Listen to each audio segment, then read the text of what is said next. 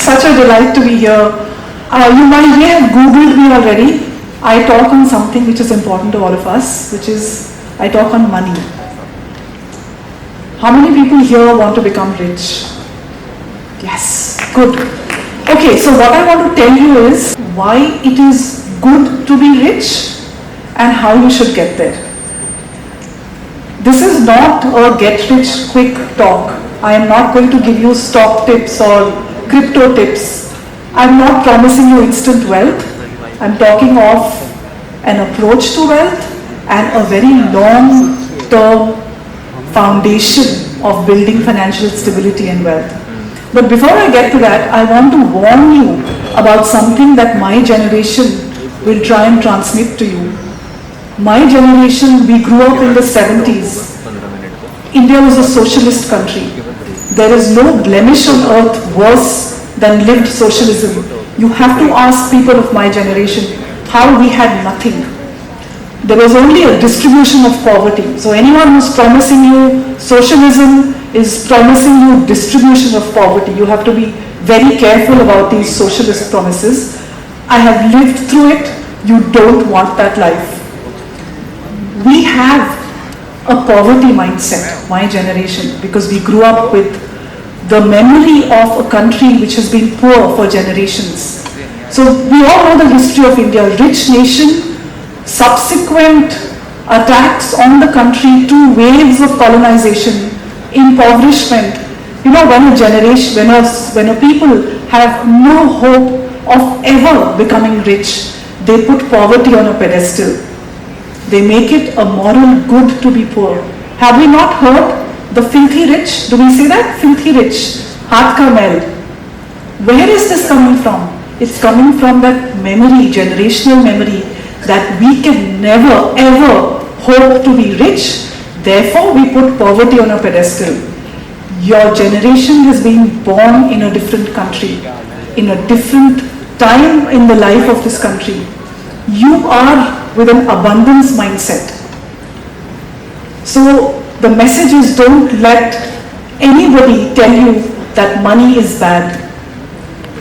How you earn it and how you spend it can be good or bad, and that's only for you to decide. Let nobody else decide that for you. But money is good. It gets you an education. It gets you a hospital bed when someone is sick. It gets you a house. It gets you a life that you want. So let no one make you ashamed of wanting to be rich. The important thing for you to remember is, how do you want to get rich? You know, you can get rich growing marijuana. That's not what I recommend. Do it the legal way. And then what do you do with that money? Are you spending it on putting substance into the body which gives you bad health? Your decision. No one else's business. Your body, your health, your mind. Or are you spending it so that you grow as a person, you have a better life? So those are moral decisions which you can take. How to earn and how to spend it. But money is good, we should all have it. Should we not all be rich? What do we want? A rich country or a poor country? We want a rich country, we want wealth. Everyone should be rich. Now, the next part, how do you get there? So, whereas the abundance mindset has come, I feel that a lot of you are still held back by the 70s products and mindset of being very risk averse. So I'm just going to give you some examples of different financial products. So the road that I recommend is long-term wealth is created through the equity market. We all know the equity market. I am not saying that you day trade. I am not saying that you do futures and options. I am telling you a long-term way to build wealth using the stock market. So let's say there's this person in 1991. He invests 1 lakh rupees in a fixed deposit in Public Provident Fund, which is a Government of India safe scheme, in gold and in the Sensex. We've all heard of the Sensex, right? It's the 30 stock index on the Bombay Stock Exchange, India's oldest index. So there is a person in 1991, he invests 1 lakh rupees in each of these 4 products. 33 years later, in 32 years later in 2023, where have these different products reached? The fixed deposit, that 1 lakh has become about 16 lakh. The gold has become about 19 lakh. The public provident fund has become about 19.2 lakh, which is not a small sum. What do you think this 1 lakh invested in the Sensex has become? It has become 64 lakh. So when you start your investing journeys, you have to make the choice, and not for a minute am I saying that you should use the stock market. I'm saying these are choices in front of you. How do you take a long-term considered risk? How do you allow your money to build wealth using the stock market? That you do using seat belts. Okay? I want to secure my today. So what is it that we are afraid of? We are afraid of the volatility of the market. Stock prices go up and down. So many trillion rupees shaved off the market cap. It is scary when we see how money evaporates on the market. But we know that long term, there is something which is happening in the market which builds wealth. So what is happening? So companies are listed on the stock market. These companies make profit. They have growth. It is the profits and the growth which reflect on the stock market. It is not a lottery. It's not a roulette machine. Long term, your growth of money in the stock market is dependent on the country's economic growth. But it is volatile. It goes up and down. I think everyone will remember what happened in 2020 when COVID came. Right? The markets dropped by 30%. We know what Sensex is today. It's about 73,000. Do you know in March 2020 it dropped to 29,000. It crashed. It's scary when these things happen. So I'll tell you that you put some seat belts on to protect your place in the world today. The first thing which you will remember, and you will all start earning money in a couple of years very soon, you have to separate your spending from your saving. There is a way to do it, and you have to read my book, Let's Talk Money. I'm not telling that to you right now.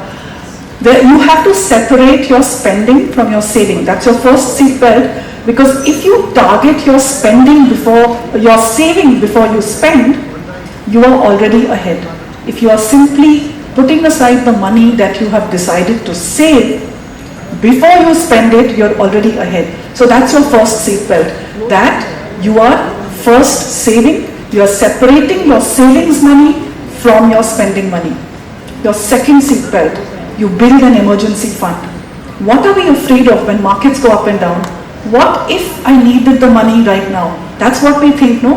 I need the money, there is some bills to be paid, something happens. For that you build an emergency fund. It's about 6 months of your monthly expenses that you build maybe in a fixed deposit, or if you understand mutual funds, which is another big discussion, then you use products there. But you put on your second seat belt, you build an emergency fund. Third seat belt. What are we afraid of? We are afraid of a medical emergency. We are afraid of the death of the principal breadwinner in the homes. Right? It's a disaster when the person who's bringing the money in is no more, because that stream of income has finished.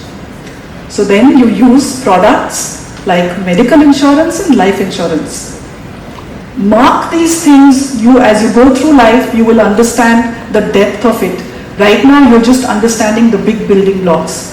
So you separate out spending from saving, you build an emergency fund, you buy insurances once you start earning to protect your life today. And then you're still not investing. Now you're splitting your goals between short, medium and long term. Short-term goals are within 3 years.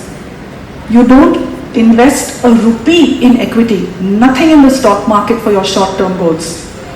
Equity is only for long-term. Your medium-term goals, you have a little bit of equity in it, and for your long-term goals, you are 100% into equity. Now that you have done that, but you are still afraid, right? You are still afraid that markets are volatile.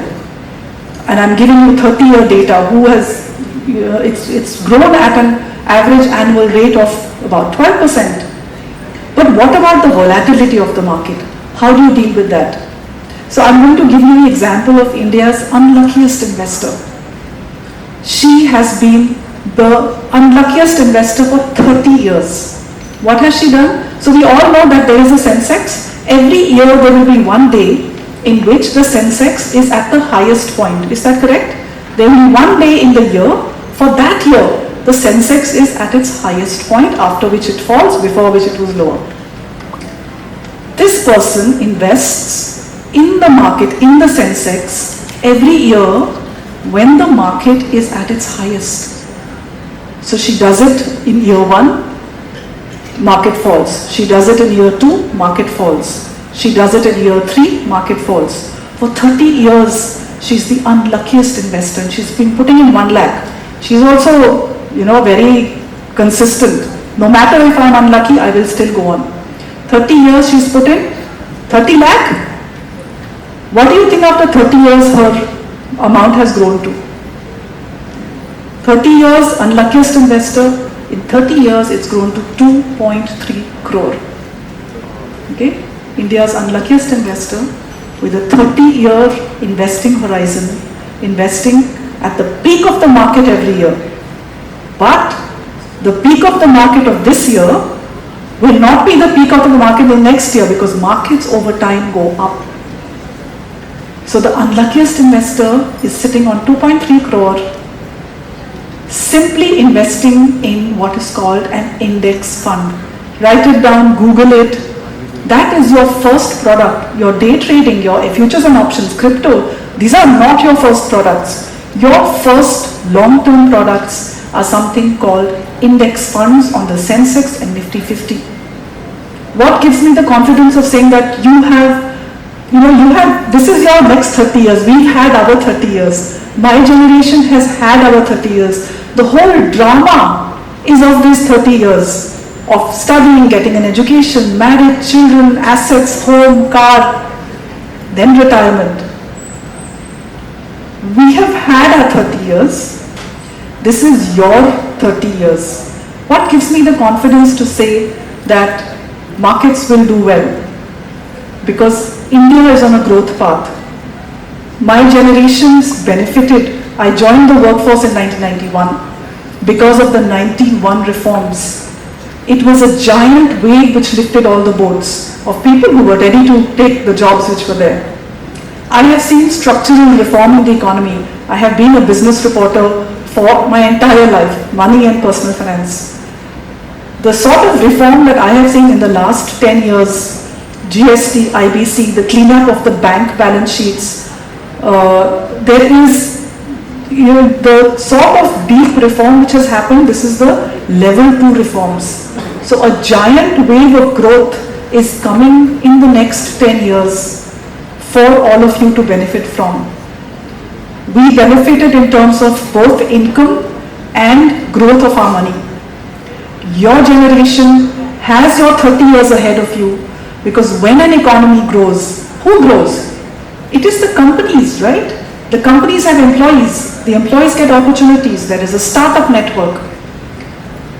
And when the entire economy expands, those profits get reflected on the stock market. So at 7% if you're growing, we should be able to grow the money simply through an index at between 12 to 14% over the next 20 to 30 years. So this is my message to you. There is a lot of hustling going on in the market to tell you about this crypto, that crypto. Crypto, take it as a lottery, it's a gamble. There's no underlying asset, okay? A stock has an underlying asset of a company.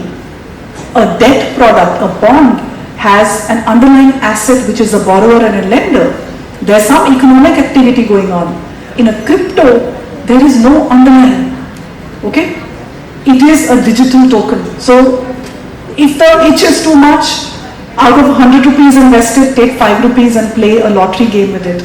But if you are thinking of investing, you have to commit your money to long-term growth. And the best way really is to do systematic, regular investing into the India growth story, of which you all are going to be such a great part. I wish you a very rich money journey ahead and lots of wealth. Thank you.